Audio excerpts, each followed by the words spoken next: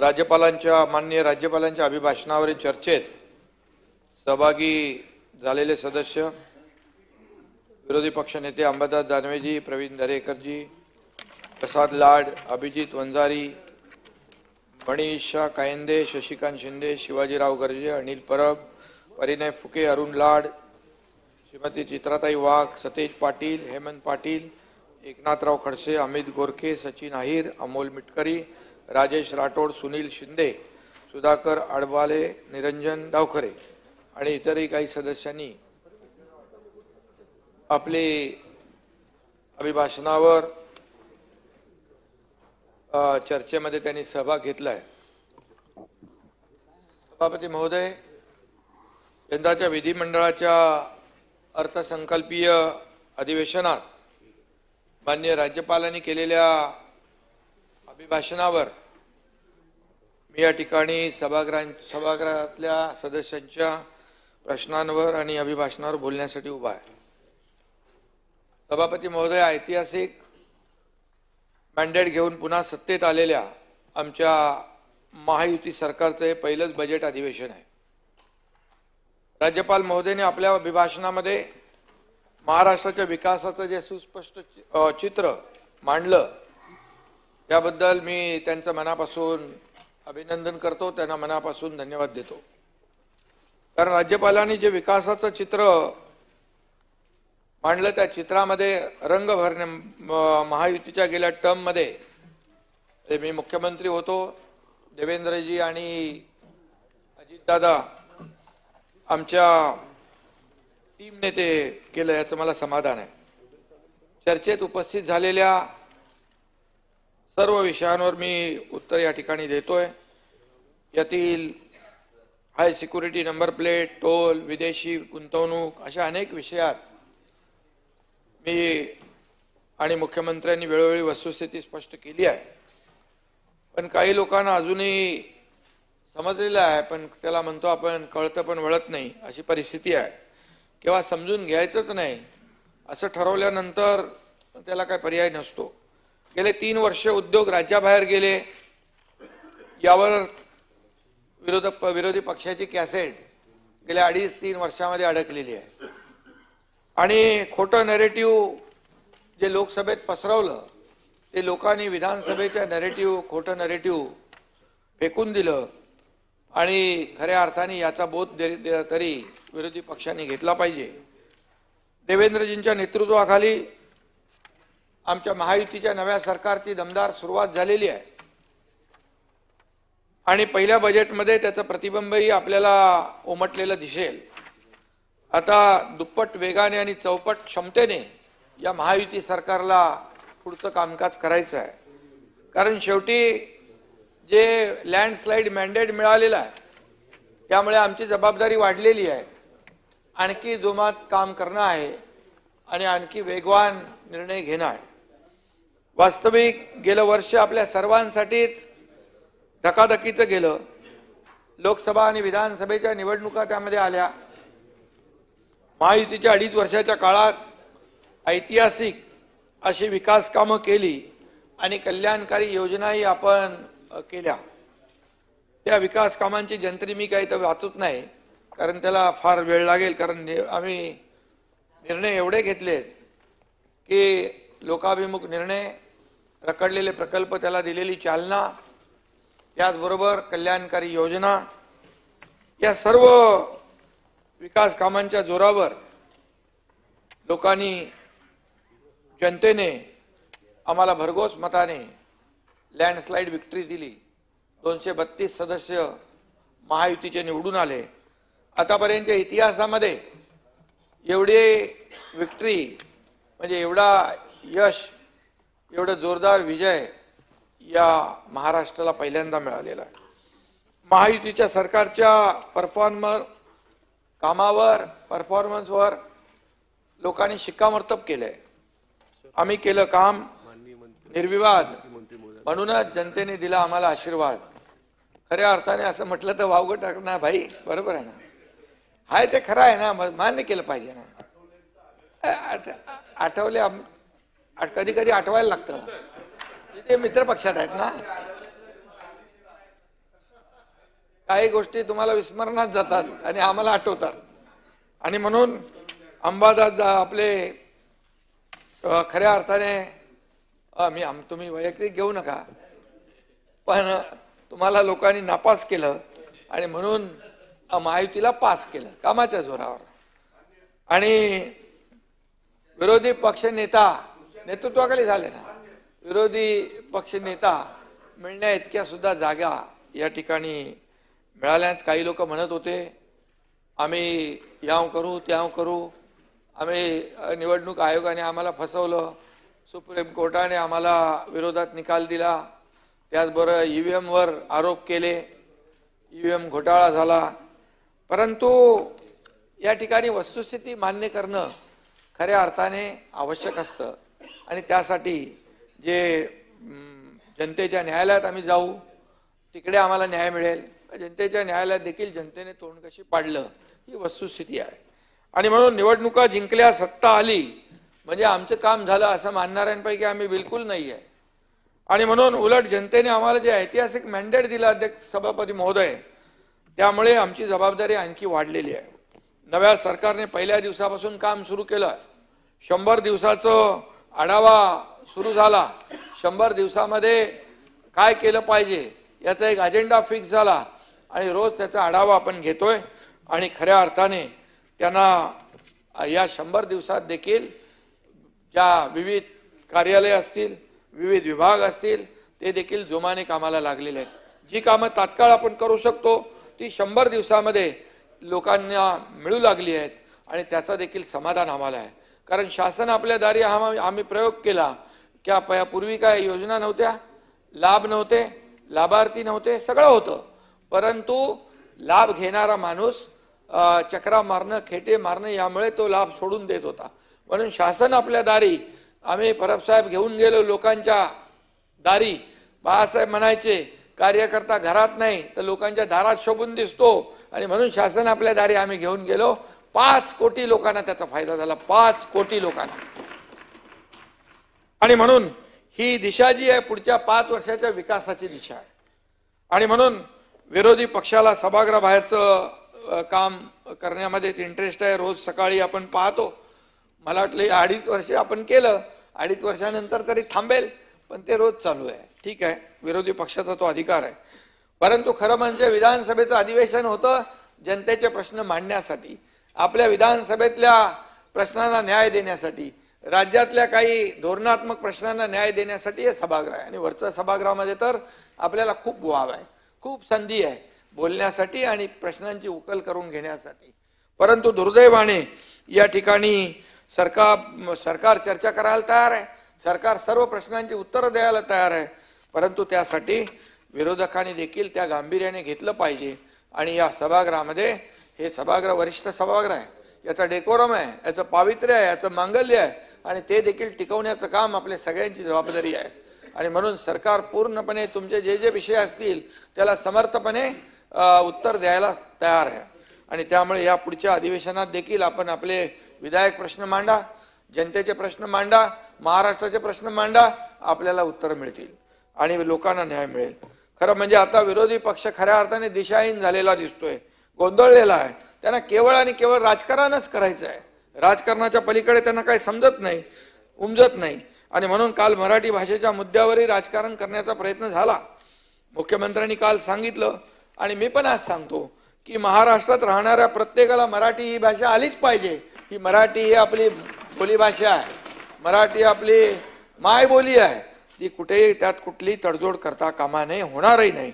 आणि म्हणून काल मग आपले त्यांनी कोणी म्हणाले भैयाजी जोशी ते म्हटले, नंतर त्यांनी स्टेटमेंटही दिले, त्याचा खुलासाही केला, त्यानंतर देखील राजकारण करायचं. याला म्हणजे जर राजकारणच करायचं तर मग त्याला काय पर्याय राहत नाही. आणि म्हणून या ठिकाणी मी आता या ठिकाणी असं म्हणू शकतो, मराठी माणसं का गेली मुंबईच्या बाहेर, का मुंबईच्या बाहेर फेकले गेली, कुणामुळे गेली? फक्त निवडणुका आल्या की मराठी माणूस आठवतो, मुंबई महाराष्ट्रापासून तोडली जाईल हे बोललं जातं, एकच घिसीपिटी कॅसेट चालू होते. परंतु या ठिकाणी मुंबईच्या बाहेर जे आता मुंबई गेलेत, मग ते SRA असेल, धोकादायक इमारती असतील, कोण डेव्हलपर आहेत, कुणाशी साठलोट आहे, ह्या सगळ्या गोष्टी ज्या आहेत याचं आत्मपरीक्षण केलं पाहिजे, आत्मचिंतन केलं पाहिजे. आणि म्हणून आम्ही सांगतोय की मुंबईकर भाई गेलेला मुंबईतला माणूस पुन्हा महाराष्ट्रात आला पाहिजे. खालच्या सभागृहात मी बोललो, अनेक लोकांनी प्रश्न उपस्थित केले. हे प्रकल्प रखडलेत, ते प्रकल्प रखडलेत. हे सर्व रखडलेले प्रकल्प सरकार म्हणून या विविध संस्था आहेत, SRA आहे, म्हाडा आहे, त्याचबरोबर MMRD आहे, सिडको आहे, MSRDC आहे, MIDC आहे, त्याचबरोबर अनेक ज्या संस्था आहेत त्यांनी मिळून एकत्रपणे टेक ओव्हर करण्याचं ठरलेलं आहे. आपण एक सुरू केले 17,000 लोकांची चेंबूरला, कुठलं रमाबाई नगर, आणि त्यांना परब साहेब 25 वर्ष भाडं नव्हतं मिळालं. मी स्वतः गेलो तिथं, 65 कोटी रुपये भाडं त्यांना आपण वाटलं. आणि म्हणून मुंबईतला आमचा उद्देश असा आहे की रखडलेले जे SRAचे प्रकल्प, रखडलेल्या धोकादायक इमारतींचा पुनर्विकास हा शासनाच्या संस्थांच्या माध्यमातून, आणि जे डेव्हलपर चांगलं काम करणारे, ज्यांची कॅपॅसिटी आहे त्यांनी करावं, परंतु वेळेमध्ये हे सर्व झाले पाहिजे. आणि मुंबई बाहेर गेलेला मुंबईकर पुन्हा मुंबईत आला पाहिजे, हे आमचं धोरण आणि ही आमची भूमिका आहे. आणि म्हणून गिरणी कामगार पण येतो मी त्याच्यावर.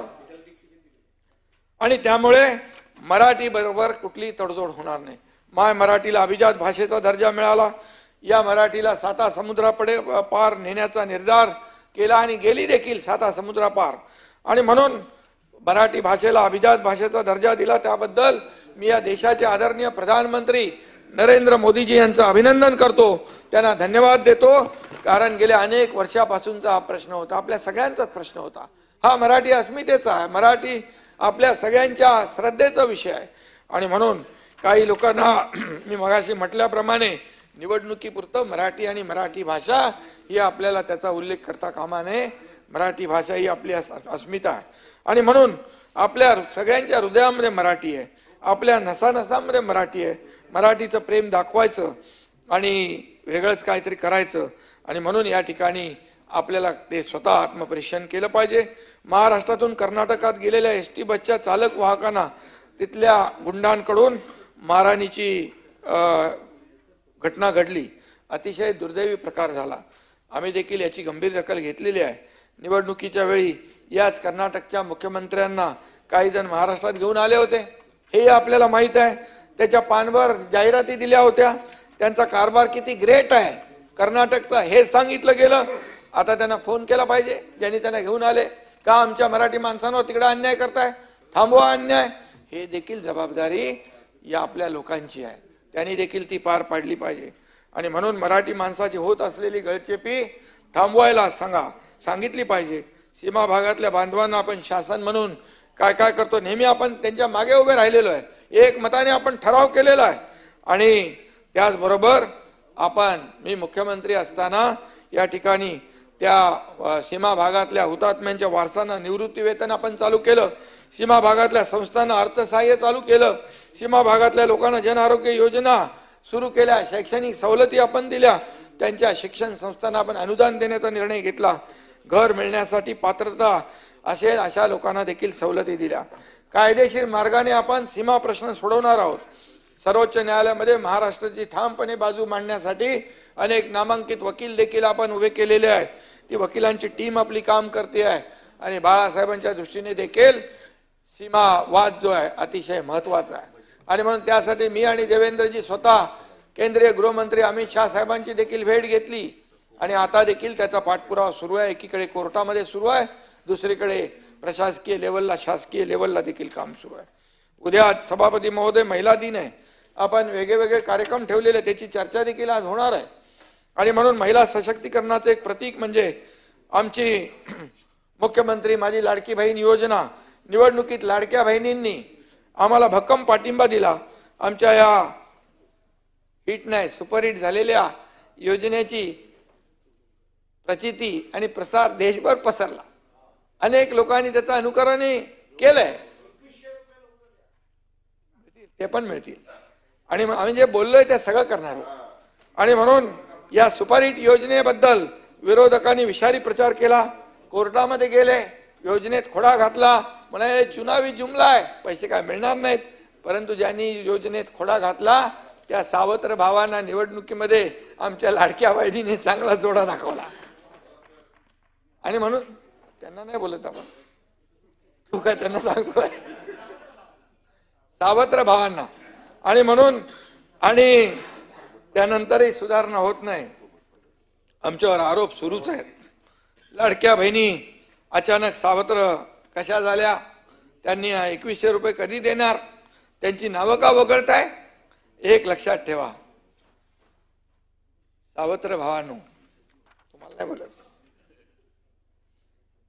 आम्ही आमच्या लाडक्या बहिणींचे सख्खे भाऊ म्हणून काम केलंय, निर्णय घेतलेला आहे आणि योजनेचे कुठलेही निकष बदललेले नाहीत. पहिली गोष्ट ही वस्तुस्थिती लक्षात घ्या. ज्या बहिणी पात्र आहेत त्यांना कधी अपात्र करण्याचं पाप आमचं सरकार करणार नाही आणि ही योजना कधी बंद होणार नाही, एवढी आपण खात्री बाळगा. योग्य ती आर्थिक तजवीज करून ही योजना राबवली जात आहे. आता 1,500ची ओवाळणी 2100 रुपये कधी आणि कशी करण्याची याची आखणी जी आहे आम्ही शिस्तबद्ध पद्धतीने करतोय. आमचं हे सरकार प्रिंटिंग मिस्टेक वाले नाही आहे, हेही लक्षात ठेवा. आम्ही जे बोललो ते बोललो.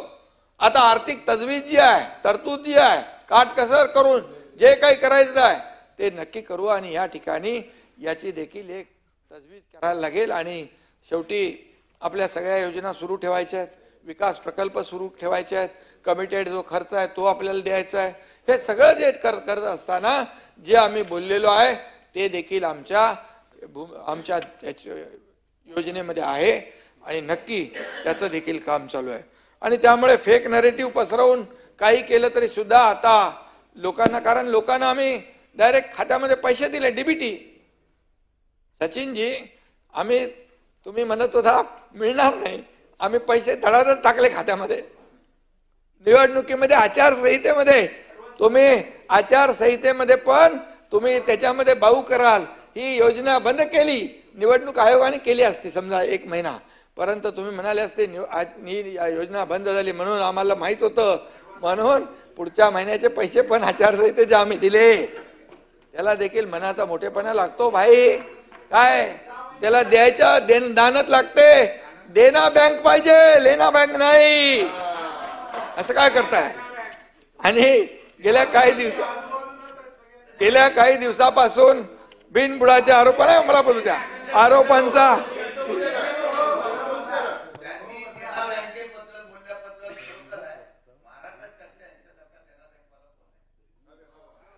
देना बँक फुल फॉर्म मध्ये प्रॉफिट मध्ये आहे. देना बँक नाही, देना बँक जी आहे आता देना बँकेचा तुम्ही जर टर्नओव्हर बघितला, कारण त्यांना द्यायची धानत आहे, खरोखरची देना बँक बोलतोय मी. त्यामुळे तेही आपण तपासून बघा. गेल्या काही दिवसापासून बिनबुडाच्या आरोपांचा सुळसुळाट झालाय आणि रोज बदनाम करायचं. काय सारे संबंध नाही, कुणाशी कसलाही संबंध नाही, लागेबांधे नाही, काही कनेक्शन नाही, तरी चाललंय आपलं रोज. काल परवा अमृत योजनेबद्दल बोलताना विरोधी पक्षनेत्यांनी माझं नाव घेतलं. अरे ती घटना होती 2000 कधीची 18ची, तेव्हा मी नगरविकास मंत्री पण नव्हतो आणि काही नव्हतो. आणि का घेतलं, कशाला घेतलं मला माहितच नाही, परंतु गौप्यस्फोट, शिंदे अडचणीत येणार, मी बघितलं ते. तुम्ही नाही विरोधी पक्षनेते. आणि त्यांच्यानंतर मी खाली गेलो.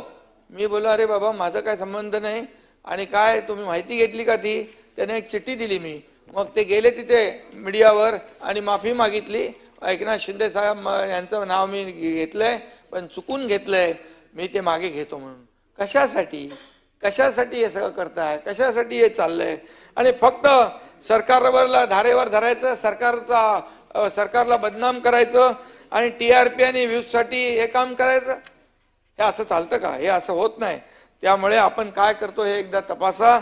आणि खरं म्हणजे यापुढे असं काम होता का ते ठीक आहे, जे जर चुकीचं असेल त्याला चुकीचं म्हणा, पण जे चांगलं सरकार करत असेल त्याला चांगलंही म्हणा शशिकांतजी.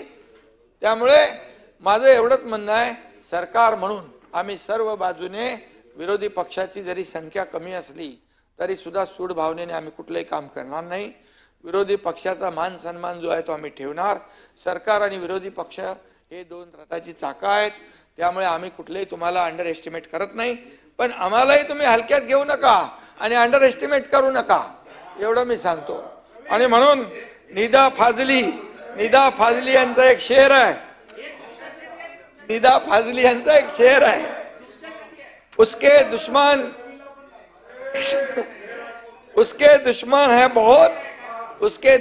बहुत, लेकिन आदमी जरूर अच्छा होगा. आणि म्हणून उलट सुलट बातम्या पेरण्याचा सिलसिला अजूनही चालू आहे. रोज काय संबंध नाही, काय नाही, चाललंय आपलं. काय महायुतीत बेमनाव, याला स्थगिती, त्याला स्थगिती, कोल्ड वॉर, काय काय फेक नडू. मी गंभीर दिसलो की म्हणाले गंभीर आहे, नाराज आहे, हसलो की बाबा हसला. अरे, आणि या काय बातम्या होऊ शकतात? अरे, या काय बातम्या होऊ शकतात का? आणि म्हणून मी या ठिकाणी एकच सांगतो, मी कधी पातळी सोडून बोलत नाही. कमरेखालच्या वार म्हणजे बिलो द बेल्ट मी कधी टीका करत नाही, माझा तो स्वभाव नाही आहे. पण मी आपल्याला एवढंच सांगतो, एवढं लक्षात घ्या, अगर फितरत हमारी सहन करने की नहीं होती, तो हिम्मत तुम्हारी कुछ कहने की भी नहीं होती. अरे, तुम्ही आरोप करत राहा, हा एकनाथ शिंदे आरोपाला आरोपाने नाही, कामातून उत्तर देणार. 2.5 वर्ष आम्ही तेच केलं, म्हणून लोकांनी आम्हाला भरभरून दिलं. बोले अरे याच्या मागे तुम्ही लागलात, हा शेतकऱ्याचा पोरगा आहे, मुख्यमंत्री झालाय, अरे याच्या मागे का लागलेत? पण मी आरोपाला उत्तर आरोपाने नाही, कामाने दिलं. अरे, मी डीप क्लीन ड्राईव्हला जायचो, कधी बघितलं होतं रस्ते धुताना? हा एकनाथ शिंदे मुख्यमंत्री असताना मुंबईच्या रस्त्यावर फिरला, डीप क्लीन ड्राईव्ह केलं. ब्रिटिश काळात कधी रस्ते धुतले जात होते, मी स्वतः जायचो. सगळे तिथले लोक यायचे, सोसायटीतले लोक उतरायचे, NGO यायचे, लहान मुलं यायचे. त्यांनी पहिल्यांदाच बघितले नवल. आणि रस्ते साफ झाले तेव्हा पोल्युशन कमी झालं. नाले सफाई बघायला गेलो. का नाले सफाई बघायला जाऊ नये? नाले सफाई गेल्यानंतर लोकांना मी सांगितलं, अधिकाऱ्यांना सांगितलं, तुम्ही किती गाळ काढला त्याच्याशी मला देणं घेणं नाही, पण इथं पाणी तुंबलं तर तुम्हाला नारळ देणार, पाणी नाही तुंबलं तुमचा सत्कार करणार. आणि त्याचा इम्पॅक्ट झाला. म्हणाले हे काय काम मुख्यमंत्र्याचं असतं काय? मग कोणाचं असतं? मुख्यमंत्र्याचं काम काय घरात बसायचं असतं का? फिरायचं असतं, काम करायचं असतं, लोकांमध्ये जायचं असतं. यासाठी मुख्यमंत्री ग्राउंडवर फिरणारा, फील्डवर काम करणारा मुख्यमंत्री म्हणून सहज भेटणारा, accessible, approachable, common man. CM म्हणजे चीफ मिनिस्टर नाही, कॉमन मॅन. आता देवेंद्रजी सीएम आहेत, मी आता म्हणतो DCM आहे, आता मी dedicated to common man. Common man, सर्वसामान्यांची नाळ तुटता कामा नये. बाळासाहेबांनी आम्हाला शिकवलंय, धर्मवीर आनंद दिघे साहेबांनी शिकवलंय. नाता भाऊ, सर्वसामान्य माणसाच्या पाठीशी उभं राहण्याचं काम आम्ही करतोय. आणि म्हणून आम्ही कामातून बोलतोय.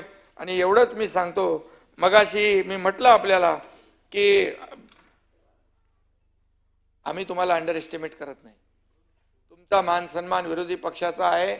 सभागृहात देखील आमचे अध्यक्ष ठेवतात, सगळे आमचे बाकी लोक ठेवतात.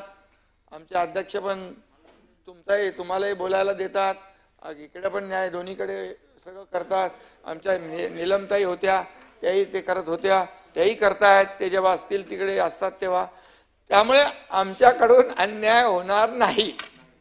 पण तुम्ही देखील अतिरेक करता कामा नये.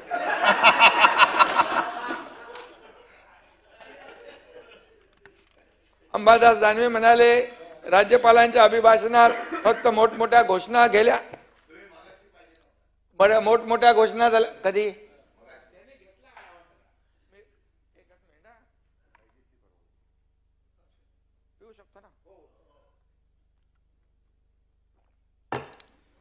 मगाशी काय झालं? ताणलं ते संभाजी महाराजांवरून. तर 2.5 वर्षामध्ये केलेली कामं डोळ्यासमोर आणा आणि पुढील 5 वर्षाचा अंदाज बांधा काय होऊ शकतं. का राज्याला पुढे न्यायचं ना आपल्याला. राज्य पुढे झालं गेलं तर तुम्हाला देखील विरोधी पक्ष म्हणून, आमदार म्हणून जे लोक येतील ते बोलणार आहे काय महाराष्ट्राचा विकास झाला, मुंबईचा विकास झाला, याचं क्रेडिट तुम्हालाही मिळणार आहे.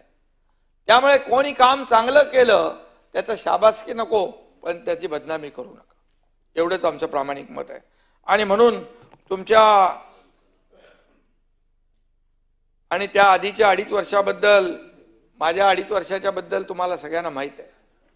मी एवढ्या सह्या केल्या, कुठल्याही पक्षपेक्षा काय बघितला नाही. आणि मुख्यमंत्री सहायता निधी असेल, इतर विकास प्रकल्प असतील, जे काय असेल ते काम करण्याचा आपण प्रयत्न केला. त्या 2.5 वर्षाच्या पूर्वीच्या 2.5 वर्षाचा अनुभव देखील मलाही आहे, तुम्हालाही आहे, त्याच्यात मी काही जात नाही. आणि म्हणून यामध्ये फरक काय तो आपल्याला समजतो. आणि म्हणूनच चुकून एखादा चांगला शब्द कुणाच्या मनात, सगळ्यांच्या मनात चांगला असतं, बोलण्याचं असतं, पण इच्छा असून देखील बोलता येत नाही. काही गोष्टी आहेत, काही चर्चा होतात आणि मग सरकारला घेरा, सरकारला कोंडीत पकडा. अरे काय कोंडीत पकडा, सरकार काम करतंय, काम न करणाऱ्याला कोंडीत पकडू शकता ना, काम करणाऱ्याला कसं कोंडीत पकडणार. त्यामुळे हे काम करणारं सरकार आहे. आणि म्हणून मी आपल्याला एवढंच सांगतो, तुमची अडचण होईल असं म्हणजे तुम्हाला अडचणीत आणण्याचं काम आमचं बिलकुल नाही. आणि तुम्ही देखील तशा प्रकारचं काम करू नका. बघा, तुम्ही हाय सिक्युरिटी नंबर प्लेटचा विषय काढला होता, माझ्याकडे तक्ताही आहे पूर्ण रेट वाईज. मुख्यमंत्र्यांनी देखील प्रेस कॉन्फरन्समध्ये त्या दिवशी पहिल्या दिवशी सांगितलं.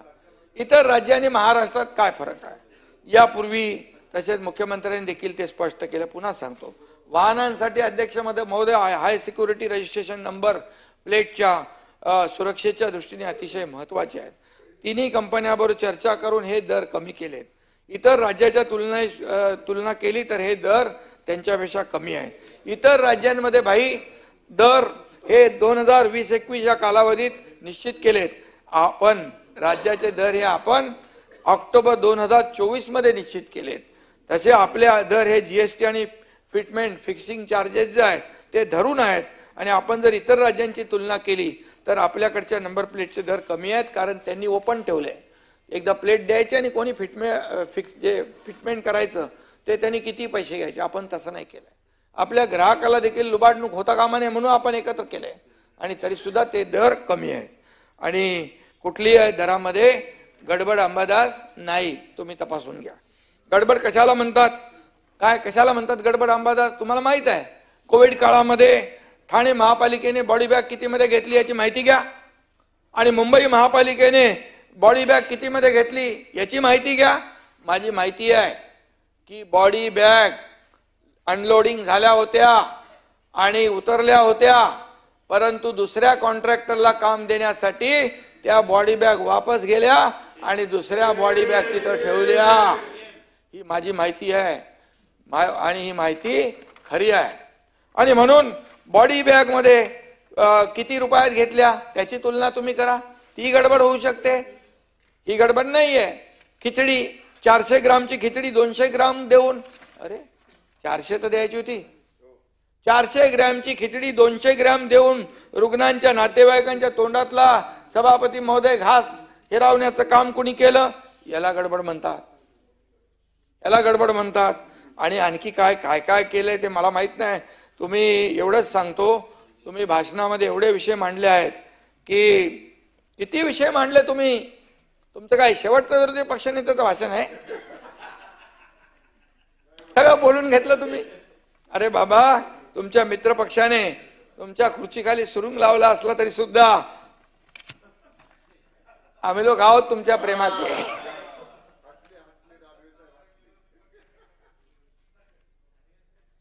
तुमचे नेते मागे उभे राहिले नाही तर सुद्धा या ठिकाणी विरोधी पक्ष नेत्याचा मान सन्मान करण्याची आमची संस्कृती आहे, आमची परंपरा आहे.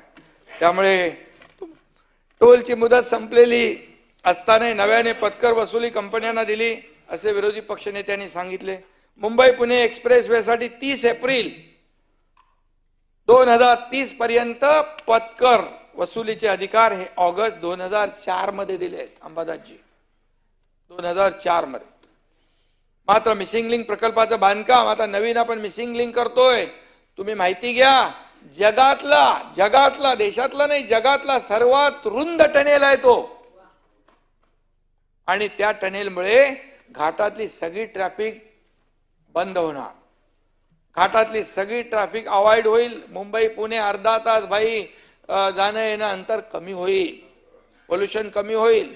आणि त्यामुळे 2017 मध्ये या महामार्गाचा जो काही खर्च आलाय त्यासाठी ती टोल सवलत कालावधी त्याचा निश्चित करण्यात आलेला आहे.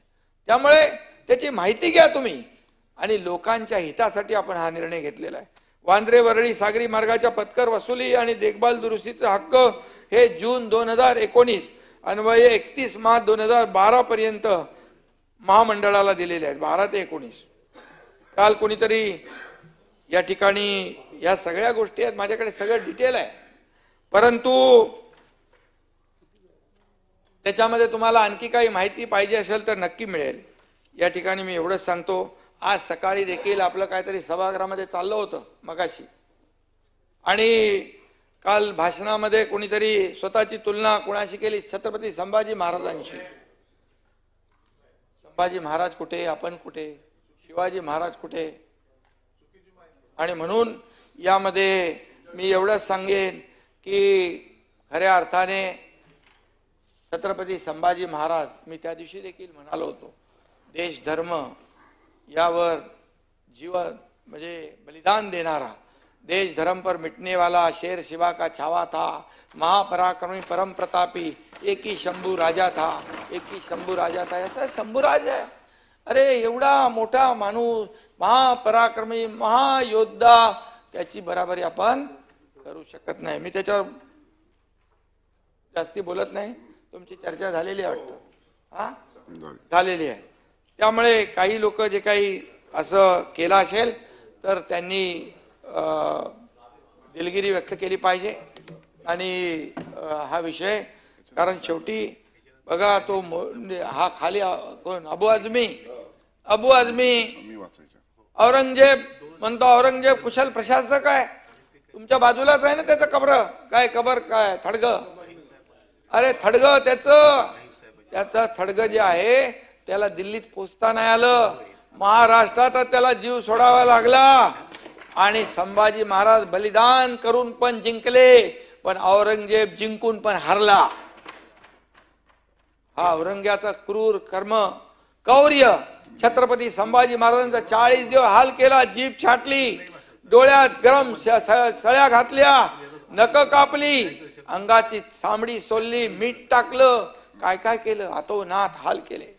आणि अशा औरंगजेबाचे उदो करणं म्हणजे खऱ्या अर्थाने हा देशद्रोह आहे.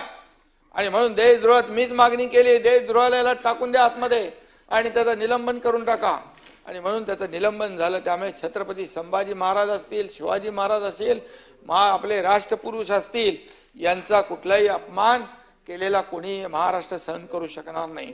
त्यामुळे प्रत्येकाने आपल्या मर्यादेमध्ये राहिलं पाहिजे. आणि म्हणूनच याला तुमची चर्चा झाली आहे म्हणून मी त्याच्यामध्ये डिटेलमध्ये बोलत नाही. आणि म्हणून छत्रपती संभाजी महाराज हे महापराक्रमी होते.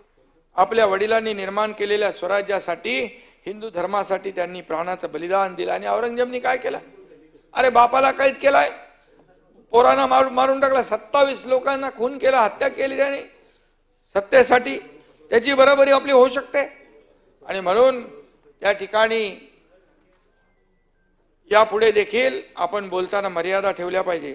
सत्तेच्या खुर्चीसाठी कोणी काय काय सोडलं 2019ला माहित आहे.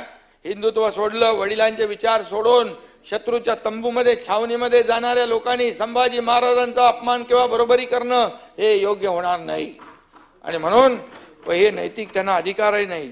काही जण येतात, टुरिस्ट म्हणून येतात, टुरिस्ट म्हणून जातात, सभागृहाबाहेर आरोप करतात आणि पायऱ्यावर उभे राहून निघून जातात.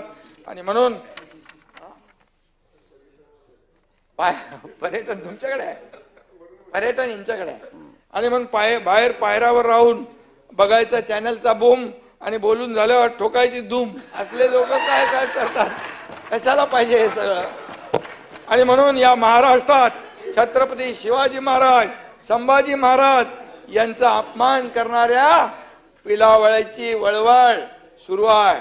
आणि म्हणून ही वळवळ बंद केली पाहिजे. कुठल्याही परिस्थितीमध्ये अबू आझमी असो की आणखी कोणी असो, सोलापूरकर असो का कोरटकर असो, कोणालाही सोडलं जाणार नाही.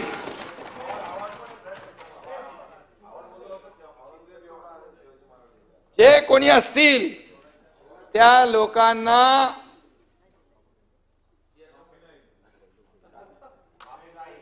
चुकीला माफी नाही. आणि म्हणून मी आपल्याला एवढं सांगतो, तोंड आहे म्हणून काही बोलायचं असं करता कामा नये. आणि म्हणून गेले काही दिवस बीड आणि जालन्यामधल्या बातम्यांनी महाराष्ट्राचं मन अस्वस्थ केलंय. तिथलं कौर्य बघून आपण सगळे अस्वस्थ झालो. आता बोराडे, काय बोराडेचं बघितलं ना व्हिडिओ, बोराडेचं व्हिडिओ बघितला मी स्वतः. एवढा गरम ते तिथं सगळ्या सळ्या घेत होता आणि त्याला चटके देत होता. किती मोठं हे निर्गुण, म्हणजे कौर्य आहे ते. ही विकृती येते कुठून? अशी विकृती वेळीच आपण ठेचली पाहिजे. आणि म्हणून या ठिकाणी मी सांगतो, मी स्वतः SP ला बोललो, CM साहेब स्वतः बोलले. मी तिथं माणूस आपला राजेंद्र जंजाळला मी पाठवला, ते घाटी हॉस्पिटलमधून प्रायव्हेट हॉस्पिटलमध्ये त्याला शिफ्ट केला. त्याच्याशी देखील मी स्वतः बोललो. त्याला मी म्हणालो काळजी करू नको. सरकार एवढा घाबरलेला की त्याला बोलायला येत नव्हतं, रडत रडत बोलत होता. बोले सरकार तुझ्या पाठीशी उभा आहे, काळजी करण्याची चिंता करण्याची गरज नाही. तो सांगत होता अमानुषपणे मला मारलं, अमानुषपणे मला मारलं, यांना सोडू नका. आणि म्हणून फक्त 307 नाही तर अशा लोकांवर मोका देखील लावला जाणार. आणि अशा लोकांना जेर बंद केल्याशिवाय सरकार बसणार थांब. आणि अशा लोकांना फासावर लटकवलं पाहिजे, यांना सोडता कामा नये. आणि त्याचबरोबर आपल्याला माहित आहे की गेल्या बदलापूरची घटना घडली, त्यानंतर स्वारगेटची घटना घडली. हा जो काय अन्याय अत्याचार जो आपल्या बहिणींवर, लाडक्या बहिणींवर या महाराष्ट्रामध्ये जे कोणी नराधम करतात त्यांना बिलकुल सोडलं जाणार नाही. बदलापूरची घटना आपल्याला माहित आहे. बदलापूरला जे काही कारवाई झाली ती आपण म्हणाल पाहिलेली आहे. आणि त्यामुळे कुठल्याही परिस्थितीमध्ये अशा प्रकारच्या नराधमांना चुकीला माफी होणार नाही. उद्योगांच्या कराराच्या अंमलबजावणीचा मुद्दा विरोधकांनी उपस्थित केला. मी आपल्या समोर स्पष्ट करू इच्छितो, हे करार अंबादासजी कागदावरचे नाहीत. हे करार महाराष्ट्रात गेल्या 10 वर्षातील विक्रमी परकीय गुंतवणूक जी झाली ती 2.5 वर्षात आणि आता या मागच्या 9 महिन्यामध्ये झाली आहे. केंद्र सरकारच्या department for promotion of industry and internal trade DPIIT ने परकीय गुंतवणुकीचा डिसेंबर 2024 अखेरचा अहवाल जाहीर केला. त्याच्यामध्ये त्यांनी म्हटलंय 24-25 आर्थिक वर्षातील पहिल्या 9 महिन्यात आतापर्यंत एकूण 1,39,434 कोटी रुपये इतकी परकीय गुंतवणूक आली. आपला अहवाल नाहीये, त्यांचा. ही गेल्या 10 वर्षातली आकडेवारी बघितली तर कोणत्याही एका वर्षातल्या परकीय गुंतवणुकीपेक्षा यंदाची गुंतवणूक सर्वात जास्त आहे. अरे मी गेलो होतो दावोसला 2 वेळा, तर 2 वेळा गेलो तर 7.5 लाख कोटीचे MOU केले. उदय सामंत कुठे आहेत? आणि त्याबरोबर यावेळेस मुख्यमंत्री आणि उदय सामंत गेले, 15 लाख कोटीचे MOU केले. आणि आम्ही केलेले MOUचे जवळपास 75 ते 80% एक्झिक्युशन झालं. जमिनी देण्याचं काम झालं, परवानगी देण्याचं काम झालंय. आणि म्हणून हे तपासून घ्या. आणि यामध्ये गेल्या 3 वर्षामध्ये आम्ही एकूण 94 कंपन्यांबरोबर करार केलेत. 2023 मध्ये आम्ही 1,37,393 कोटीचे 19 करार केलेत. त्यापैकी 9 करारांची विविध टप्प्यावर अंमलबजावणी सुरू झाली. 2024 मध्ये आम्ही 3 लाख कोटींचे 24 करार केले. त्यापैकी 10 प्रकल्पांची उभारणी सुरू झाली. आणि आता जे 51 करार झालेत त्यामध्ये 19 प्रकल्पांची विविध टप्प्यावर उभारणी होती आहे. 2022-23 मध्ये काय झालं?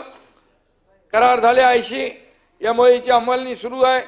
आणि म्हणून 2022-23 आणि 24 मध्ये झालेल्या करारांपैकी 80% MOUची अंमलबजावणी होती आहे. तपासून घ्या तुम्ही. औद्योगिक गुंतवणुकीसाठी उत्पादन प्रत्यक्ष सुरू होण्यास 3 ते 4 वर्षाचा कालावधी लागतो. 2-3 वर्षात रोजगार निर्मिती होते. त्यामुळे थोडं थांबा, तुम्हाला सगळं कळेल आणि रोजगार निर्मिती मोठ्या प्रमाणावर होईल. सब्र का फल मिठा होता है. आणि म्हणून हे आम्ही जे केलंय ते लोकांसाठी केलंय. ज्या या तरुण बेरोजगार तरुणांसाठी केलेला आहे. राज्याची अर्थव्यवस्था $1 ट्रिलियन कशी होणार हे दिवा स्वप्न आहे असले आपण म्हणालात. पण आपल्याला मी सांगतो, एक नाही $1.5 ट्रिलियन फक्त मुंबई MMR मध्ये पोटेन्शियल आहे. हा अहवाल आमचा नाही, नीती आयोगाचा आहे. आपण प्रधानमंत्री महोदयांचं $5 ट्रिलियन त्यांची इकॉनॉमिकचा जो गोल आहे त्याच्यामध्ये $1 ट्रिलियन हा महाराष्ट्राचा आपण पकडलाय. पण नीती आयोग इकडे आला, त्यांनी सगळी माहिती घेतली, त्यानंतर त्यांनी आम्हाला सांगितलं तुम्ही या सेक्टरमध्ये लक्ष द्या, तुमचं 1 ट्रिलियन नाही $1.5 ट्रिलियन तुम्हाला मुंबई MMR मध्ये आहे, बाकी तर राहिलं वेगळं. त्यामुळे आपल्याकडे पोटेन्शियल आहे आणि म्हणून या ठिकाणी MMR क्षेत्राला जागतिक आर्थिक केंद्र बनवण्यासाठी या मागच्या काळापासून सुरुवात झालेली आहे. आदरणीय प्रधानमंत्री देखील म्हणाले फिनटेक हब करायचा आहे.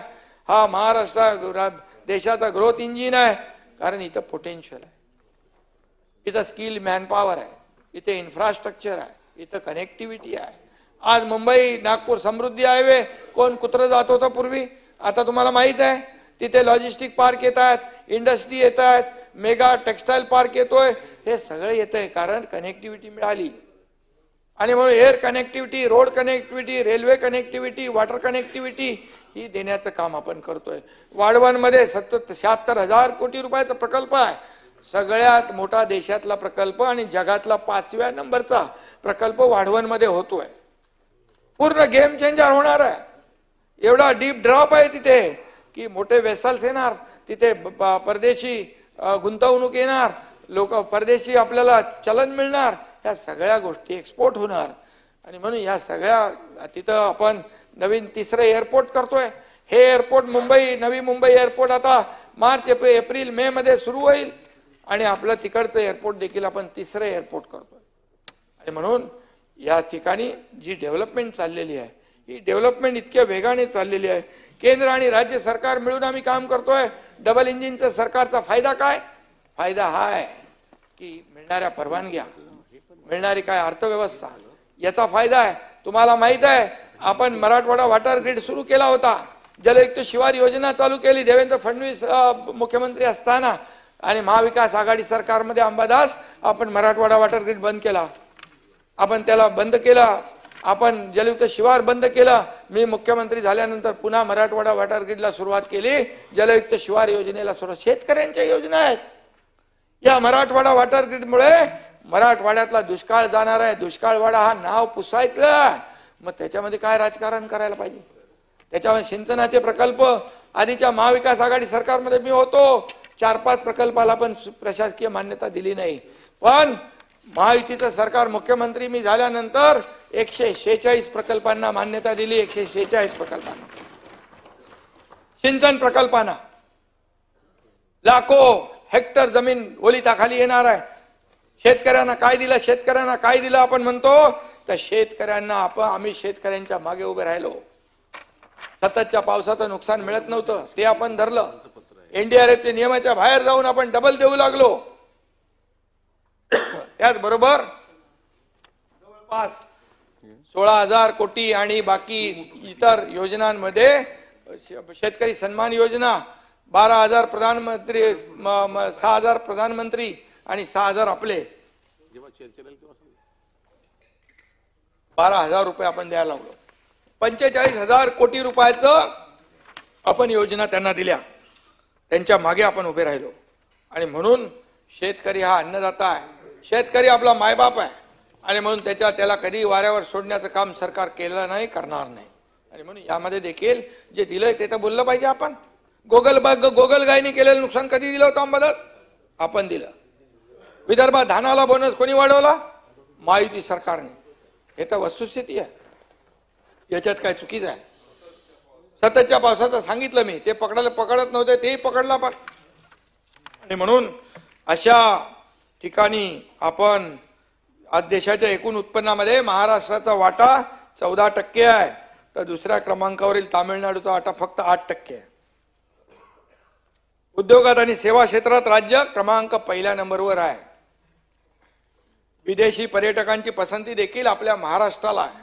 आणि म्हणून पर्यटन मंत्री आपल्याला खूप स्कोप आहे. काम करायला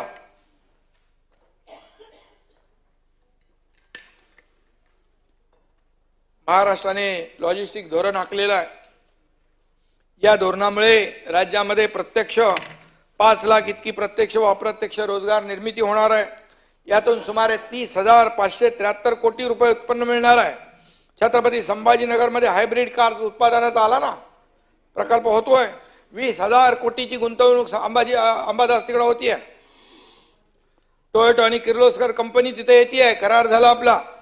विदर्भात सुरजागड सारख्या दुर्गम ठिकाणी 10,000 कोटींचा ग्रीनफील्ड इंटिग्रेटेड स्टील इंडस्ट्री आपण उभी करतोय। ग्रीन हायड्रोजन मध्ये मोठी गुंतवणूक आपण करतोय। मला आठवतं मी पालकमंत्री होतो, महाविकास आघाडीचं सरकार होतं। सुरजागड मध्ये मायनिंगला परवानगी देऊन जवळपास अनेक वर्ष झाली, पण मायनिंग चालू होत नव्हती। सगळे विरोधामध्ये होते, त्याला घाबरत होते। नक्षलवादी येतील, कंपनीच्या लोकांना मारतील, कामगारांना मारतील, तिथल्या पोलिसांना मारतील। अरे मी बोलो असं करून सरकार नक्षलवाद्यांना घाबरलं तर चालते का? मी बोलो तुम्ही करत नसाल तर हा पालकमंत्री स्वतः जाऊन सुरजागड चालू करेल। आणि मी जाऊन अंबादास सुरजागडचा प्रकल्प चालू केला। 10,000 कोटीची इन्व्हेस्टमेंट झाली। आता 10,000 लोक काम करतायत। आता पुन्हा 60,000 कोटीचं इन्व्हेस्टमेंट तिथं स्टील इंडस्ट्रीमध्ये होती आहे। लोकांची आता रांग लागली। परब साहेब माहिती घ्या तुम्ही, तिथे सुरजागडमध्ये आज फक्त नक्षलग्रस्त नक्षलवादी तर जे त्यांना घालवायचे वरती त्यांना घालवलेच, परंतु जे उरले ते पण घाबरून सरेंडर झाले। आणि लोकांच्या हाताला आम्ही काम दिलं, तिथं शाळा, आरोग्य, रस्ते दिले। लोकांचं पूर्ण माइंड डायव्हर्ट झालं। नक्षल मुक्त गडचिरोली होतोय। आणि इकडून आता जवळपास नक्षलचा बिमोड एवढा झालाय की सगळे मोठे नक्षलचे गँग ज्यांच्यावर लाखो करोडो रुपयांचं इनाम होतं हे सरेंडर झाले। ही अचिव्हमेंट आहे। आणि म्हणून यासाठी लागते इच्छाशक्ती, यासाठी लागतं धाडस। ते दाखवण्याचं काम देखील आपण केलंय। तसं मी धाडस तुम्हाला माहित आहे, धाडस केल्यानंतर मुंबई, पुणे, नागपूर नाही तर आकांक्षित जिल्ह्यांच्या प्रगतीकडे आमचं लक्ष आहे। गडचिरोली सारख्या भागातल्या नागरिकांना महानगरातल्या प्रमाणे तो देखील जिल्हा मेन स्ट्रीम मध्ये आला पाहिजे।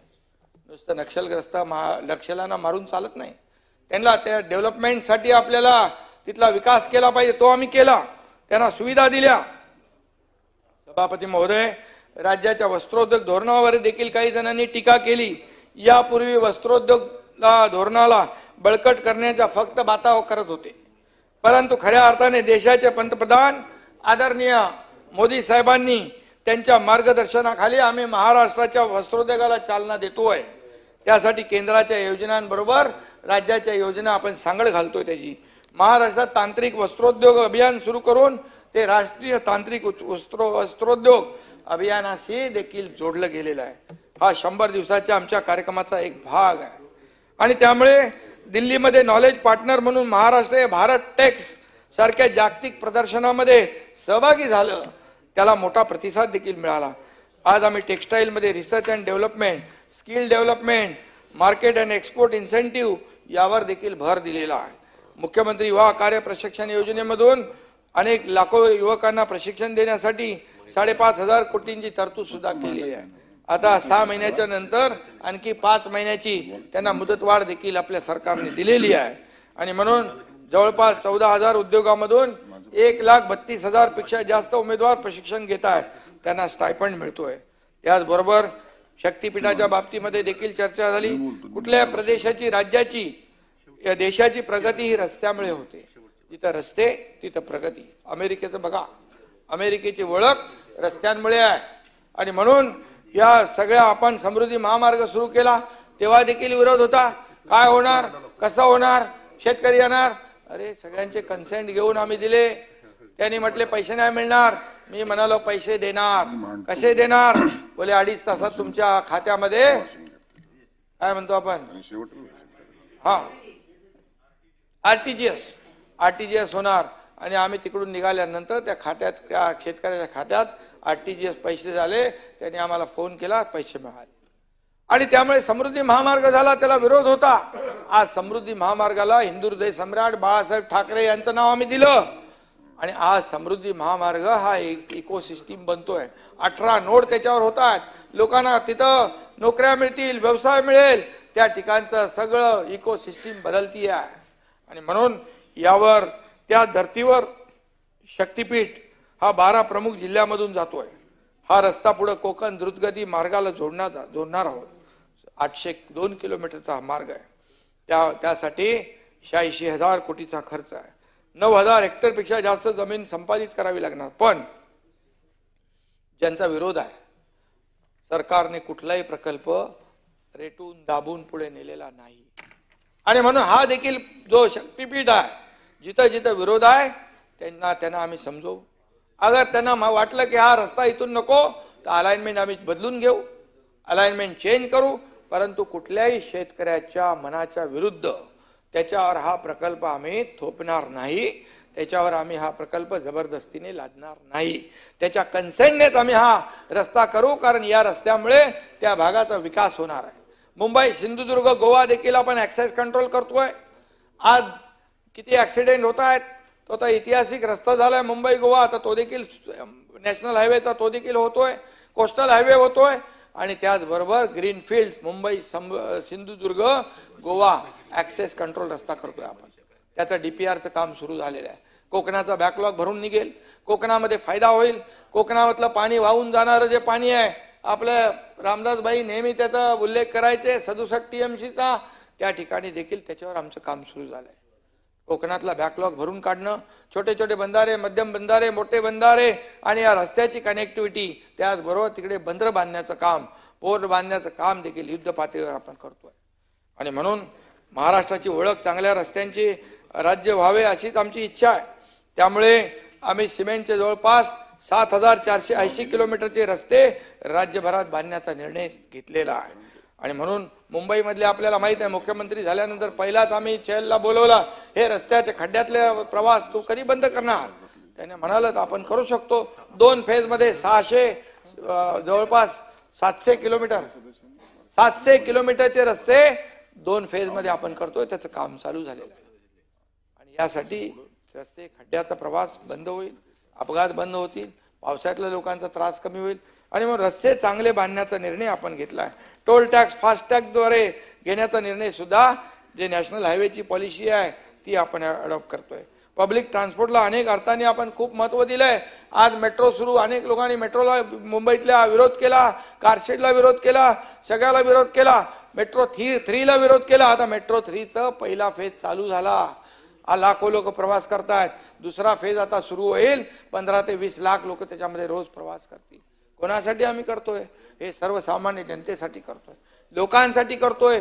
तुमची वाहतूक कोणती दूर होईल, पब्लिक जो रस्त्यावरती गाड्या, प्रायव्हेट गाड्या बंद होतील, त्यात लोक घरी ठेवतील, आरामशीर मेट्रोचा प्रवास करतील. हे सगळं काम आहे. कोस्टल हायवे झाला, अटल सेतू झाला, हे आपल्या समोर आहे. आणि म्हणून पब्लिक ट्रान्सपोर्टला महत्व दिल्यामुळे खाजगी ट्रान्सपोर्ट, खाजगी गाड्या, खाजगी वाहनं रस्त्यावर यायला कमी होईल, प्रदूषण कमी होईल, वाहतूक कोंडी कमी होईल आणि अगदी शेवटच्या लास्ट माइल कनेक्टिव्हिटी लोकांना मिळेल. आम्ही मुंबईमध्ये कुठलं ते आपण पॉट टॅक्सीचं एक करतोय. मुंबईमध्ये दाटीवाटीचं क्षेत्र आहे पॉट टॅक्सी, त्यामध्ये एंड टू एंड कनेक्टिव्हिटीसाठी त्याचा देखील आम्ही त्याला वर्क ऑर्डर दिली आहे. काम सुरू होईल. वाहतूक कोंडी दूर होण्यासाठी अनेक प्रकल्प आपण करतोय. आणि त्याचबरोबर विरोधी पक्षनेते 23 महापालिकांमध्ये PM ई बस सेवा सुरू करणार आहोत. म्हणजे इलेक्ट्रिक व्हेकल, इलेक्ट्रिक बसेस, ते देखील आपण करतोय. 20 महापालिकांसाठी 1290 बसेस मंजूर केल्या आहेत. त्यासाठी 134 कोटी 61 लाख रुपये खर्च करून बस डेपोचा विकास करतोय. तुमचं परिवहन सेवा देखील तुमच्या बस डेपोचा आता तुम्ही जे PPP मॉडेलवर बस पोर्ट सारखं त्या ठिकाणी करण्याचं धोरण केलेलं आहे. कारण ST म्हटलं ही आपली लाईफलाईन आहे, गोरगरिबांची आहे, गावागावात जाणारी आहे, गाव तिथं ST, हे आपलं धोरण आहे. आणि म्हणून त्याच्यामध्ये सुधारणा करण्याचं काम आपण करतोय. आणि म्हणून या ठिकाणी अनेक सुविधांसाठी देखील, पायाभूत सुविधांसाठी आपण खर्च करतोय. गृहनिर्माण खातं आपण म्हणाल आता ते माझ्याकडे आहे. मी मुख्यमंत्री असताना सुद्धा सर्वसामान्यांच्या, सचिनजींनी मगाशी मुद्दा उपस्थित केला होता, गिरणी कामगारांना घरं मिळावीत म्हणून आतापर्यंतच्या इतिहासामध्ये एकही घर कधी दिलं नाही. परंतु मी जेव्हा मुख्यमंत्री होतो त्यावेळेस जवळपास 3-4 टप्प्यामध्ये आपण जवळपास 4 ते 4.5 हजार घरे दिली. परंतु या ठिकाणी आपल्याला मी सांगतो, गृहनिर्माण विभागाचा मी आढावा घेतला. या गृहनिर्माण विभागाचा आढावा घेत असताना आपण त्याच्यात एक नवीन पॉलिसी आणतोय. परवडणारी घरं, परवडणारी भाड्याची घरं, त्याचबरोबर महिलांसाठी घरं, विद्यार्थ्यांसाठी हॉस्टेल आणि गिरणी कामगारांसाठी घरं आपण त्याच्यामध्ये अंतर्भूत केलेली आहेत. कारण हा गिरणी कामगार हा मूळ मुंबईकर आहे, त्याच्या घामावर मुंबई उभी राहिली. आणि म्हणून गिरणी कामगारांना वाऱ्यावर आम्ही सोडणार नाही. एवढंच नाही, पोलिसांसाठी घरं आणि हे जे डबेवाले जे आहेत गरीब, या डबेवाल्यांचा देखील अंतर्भाव आम्ही त्या पॉलिसीमध्ये करतो आहे. म्हणून हे गोरगरिबांचं सर्वसामान्यांचं घर आहे. आणि म्हणून ज्येष्ठ नागरिकांसाठी देखील त्याच्यामध्ये आपण अंतर्भाव केला, नवीन धोरणामध्ये करतोय. आणि म्हणून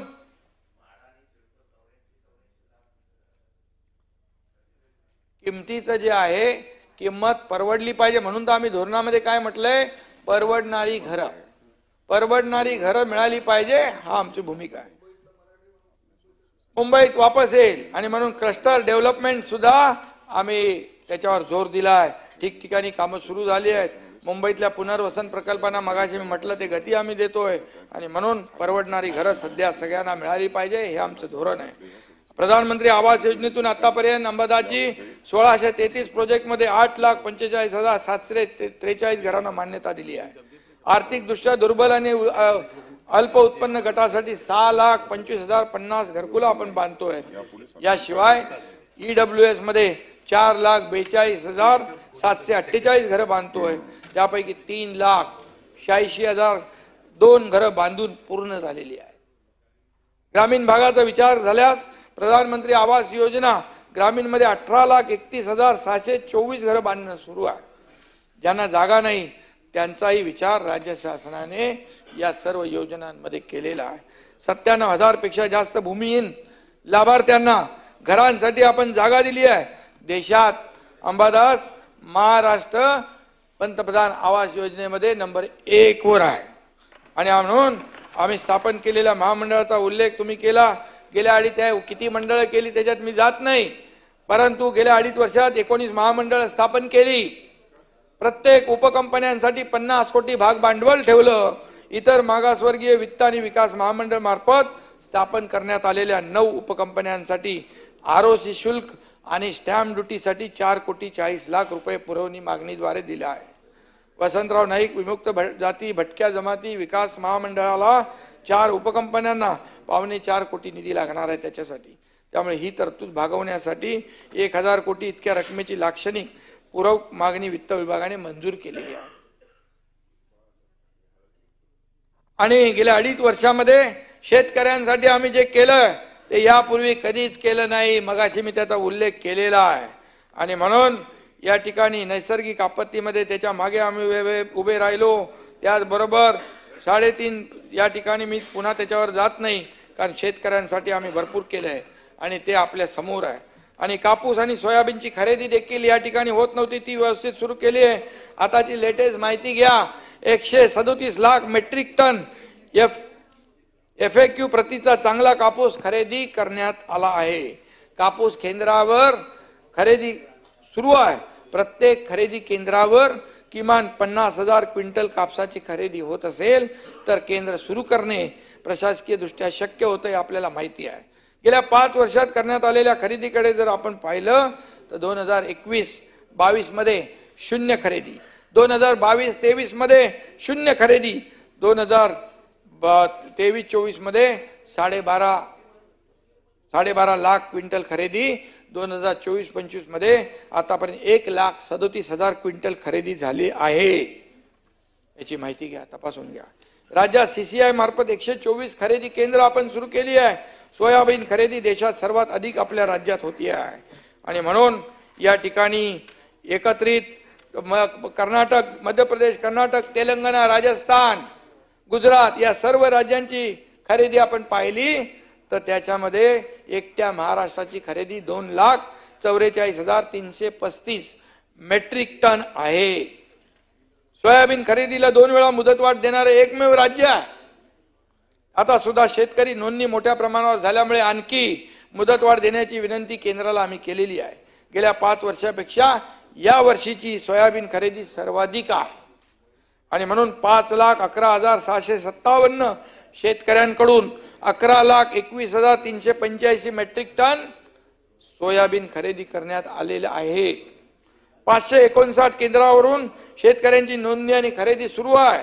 आतापर्यंत 912 शेतकऱ्यांकडून 9,711 क्विंटल तूर खरेदी झाली आहे आणि म्हणून या ठिकाणी मी आकडेवारी सकट मुद्दाम दिलेला आहे। हिंदू हृदय सम्राट बाळासाहेब ठाकरे हळद संशोधन केंद्र राज्याचा फ्लॅगशिप प्रोग्राम घेण्यात आला आहे। या प्रकल्पामुळे हिंगोली आणि परिसरातील शेतकऱ्यांचे 300 कोटी रुपये वाचतील। हळदीवरील प्रक्रिया उद्योगांना चालना मिळणार आहे। हा उद्योग देखील आम्ही बंद पडू देणार नाही, या उद्योगाला देखील चालना देण्याचं काम गेली 10 वर्ष देशाची विकास यात्रा जोमाने सुरू आहे। नव्या जगातल्या आव्हानांना तोंड देण्यासाठी आदरणीय प्रधानमंत्री मोदीजींच्या नेतृत्वाखाली देश सुसज्ज होतोय। आपला महाराष्ट्र सुसज्ज होतोय। गेल्या 2.5 वर्षात महायुती सरकारच्या विकास कामांचा स्ट्राईक रेट देशात सर्वाधिक होता। यापुढे हा स्ट्राईक रेट आणखी वाढत राहील। काम केलं तर त्या कामाबद्दल विश्वास जनता मतदानातून व्यक्त करते, याचा अनुभव आम्ही घेतलेला आहे। विधानसभेमध्ये गेल्या 3 वर्षात महाराष्ट्राने गरुड भरारी घेतलेली आहे। ही तर सुरुवात आहे, ही तर सुरुवात है। बहुत लंबा है सफर, लेकिन हौसला हा बुलंद है आणि म्हणून आपल्याला पुढे जायचं आहे। तुम्हालाही घेऊन आम्ही पुढे जाऊ, काळजी करू नका।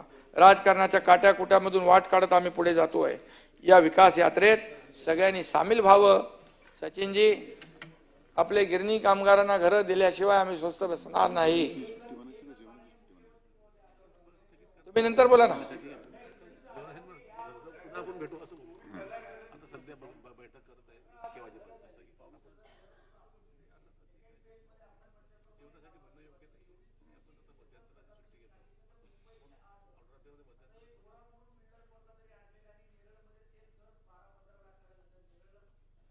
आम्ही त्यांना असाच आमचा प्रयत्न आहे की जे मुंबई एमएमआर मध्येच आम्ही त्यांची व्यवस्था करण्याचा प्रयत्न करतोय। पण सचिनजी, काही लोकांचं असं म्हणणं आहे की जे कोणी माझ्याकडे काही लोकांनी मागणी केली, जे कोल्हापूरमध्ये आहेत, साताऱ्यात आहेत, पुण्यामध्ये आहेत, त्यांनी त्यांची त्या ठिकाणी त्यांची मागणी आहे त्या जिल्ह्यामध्ये, तर ते आम्ही करतोय, त्यांच्या मागणीप्रमाणे आम्ही करतोय। आणि त्यामुळे आपण सगळ्यांनी राजकारण आपल्या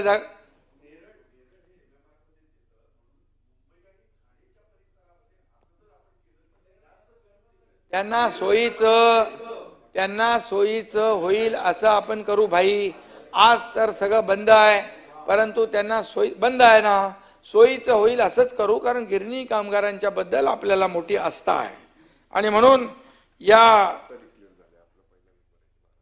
आता डिक्लेअर झालाय का, या वर्षीच्या आर्थिक पहिल्या 9 महिन्यात, ते बोललो मी मगाशी, 1,39,434 परकीय गुंतवणूक झाली। पुन्हा या वर्षी महाराष्ट्र पहिल्या क्रमांकावर आहे। उद्योग मंत्र्यांनी दिले ते। आणि म्हणून आपलं राजकारणाच्या जागेवर ठेवू, आपण विकासकारण करू। रडगाणं गात गाण्यापेक्षा विकास गाणं गाऊ आणि या ठिकाणी आपण एकत्र येऊन काम करू, असंच आमचं म्हणणं आहे। आणि म्हणून आपल्या सगळ्यांचंच लक्ष एकच आहे, विकास विकास आणि विकास। आणि म्हणून राज्याचा सर्वांगीण विकास केला पाहिजे। इथं सामान्य माणसाचं आयुष्य सुधारलं पाहिजे, समाधानी झालं पाहिजे, त्याच्या जीवनामध्ये बदल झाला पाहिजे, सुखाचे समाधानाचे दिवस आले पाहिजे।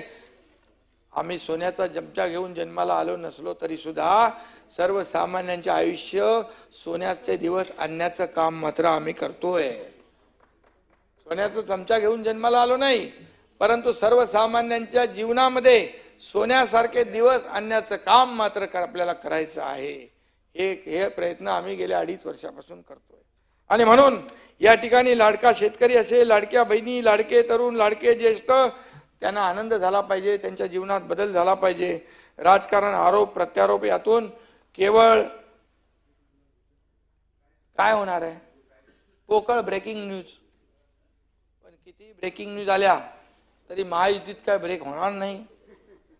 त्यामुळे आपण आपलं काम करूया, पुढे जाऊया, राज्याचं भलं होईल असं करूया। मी पुन्हा एकदा आपल्या सगळ्यांना मनापासून धन्यवाद देतो की आपण मिळून या ठिकाणी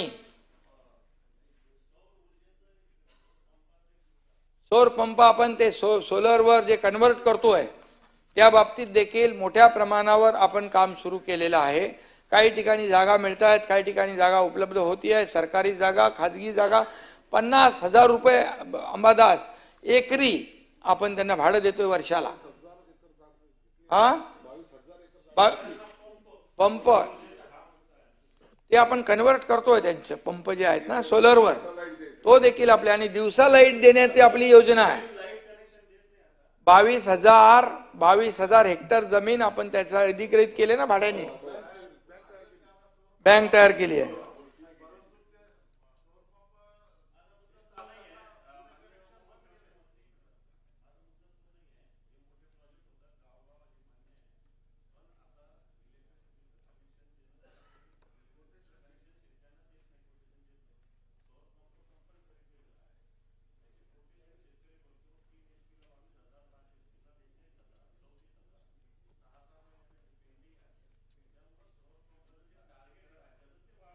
ते वाढवण्याची आवश्यकता आहे। आपण 7.5 HP पर्यंत आपण मोफत केलेला आहे आणि हे जे टार्गेट आहे हे वाढवण्याची आवश्यकता आहे, ते देखील आपण वाढवू।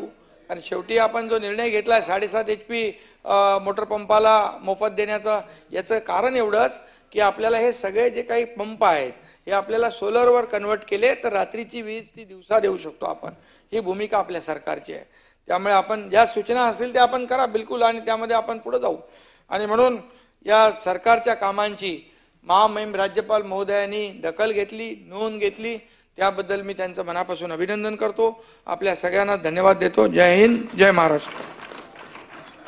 प्रश्न असा आहे की राज्यपालांनी केलेल्या अभिभाषणाबद्दल आम्ही या अधिवेशनाकरता जमलेले महाराष्ट्र विधान परिषदेचे सदस्य त्यांचे मनपूर्वक आभार मानतो। अनुकूल असतील त्यांनी होय म्हणावे, प्रतिकूल असतील त्यांनी नाही म्हणावे। होयचे बहुमत प्रस्ताव संमत झाला।